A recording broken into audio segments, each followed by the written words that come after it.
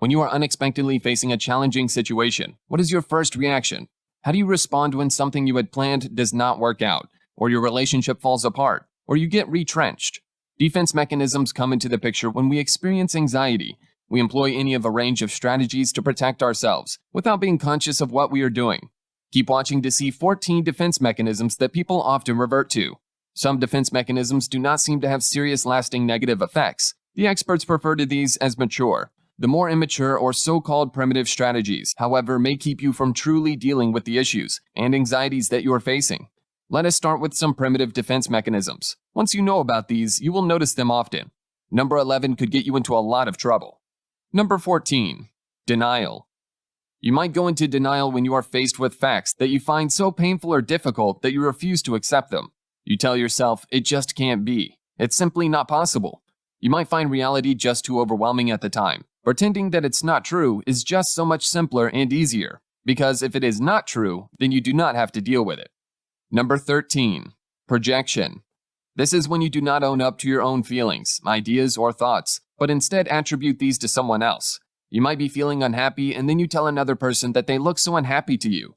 Or you might be stressed about a big exam coming up and then tell your classmates that they should not worry about it so much. Meanwhile, you are actually talking to yourself. Number 12. Compartmentalization. This defense mechanism refers to a scenario where you regard different parts of your life as completely separated and disconnected. You might feel it is easier to ignore problem areas while you are busy with something else. Let us say things are not going well at home. While you are at work, it is easier to just focus on your work. That means you can be present, can be in the moment, and do your job, without worrying about the thing at home that might be bothering you. Number 11. Acting out. This might be one of the least beneficial defense mechanisms. When you start acting out, acting irresponsibly or inappropriately. For example, your partner tells you that they have lost their job. You know that your income is not enough to sustain the both of you, and you panic. You get in your car and drive around irresponsibly or recklessly, or you go on a shopping spree. Neither of these will help you solve the problem. In fact, it might just make things worse. Number 10. Regression. Growing up, we have to face all kinds of life lessons. Some of those lessons can be really hard for a child to deal with. Let us say, as a 5-year-old, you were in a car accident. Regression means that when you, as an adult, are facing a really stressful situation, you revert to your behavior as a 5-year-old. It is almost as if a part of you got stuck at that age, and you employ the coping strategies that a child of that age would. Those were the so-called primitive defense mechanisms. The following 3 are slightly more mature. Some experts refer to these as intermediate.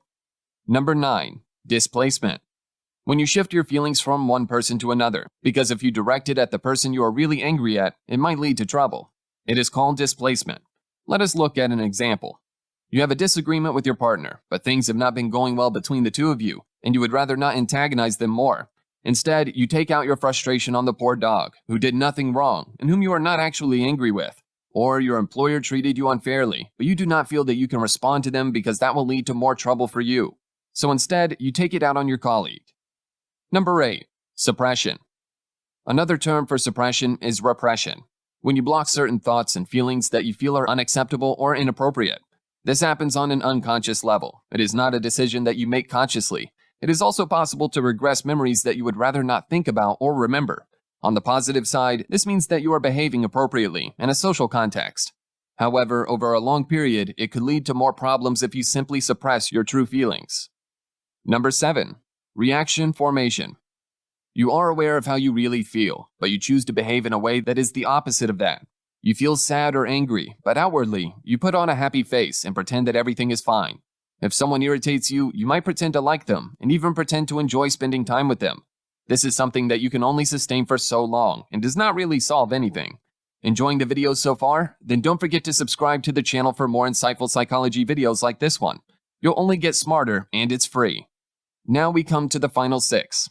These are seen as mature defense mechanisms, and definitely a step in the right direction when it comes to handling your anxieties.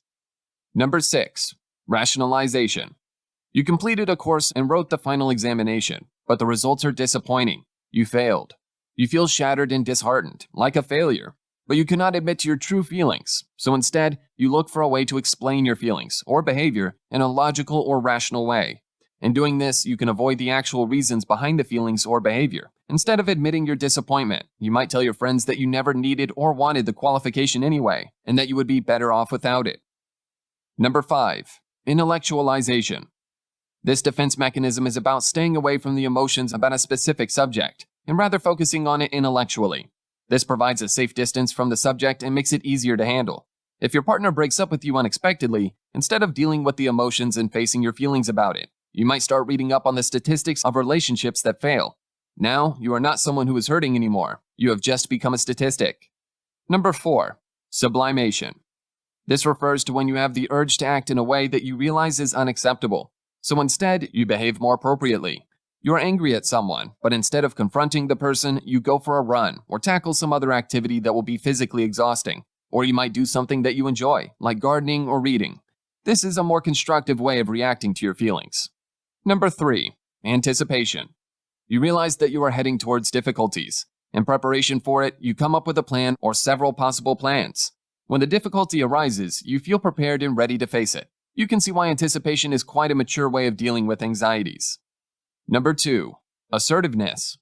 When someone makes hurtful comments towards you, do you retaliate? Do you just keep quiet? Or do you gently but confidently let them know how you feel? Assertiveness is about speaking up for yourself, communicating your needs. That does not mean being aggressive. It can be done respectively, just firmly and clearly stating how you feel, what you need in a specific situation, what your thoughts are on the subject matter at hand. Number 1. Humor. This is a healthy and fun way of dealing with challenges. Try to see the funny side rather than focusing on the problem areas. And if nothing about the situation is funny to you, try harder. Maybe something will come to mind. Which of these are you using and finding helpful in your life? And which of these would you rather refrain from? Can you think of other defense mechanisms that you have encountered? Let us know in the comments below. And if you like this video, check out these related videos to see more.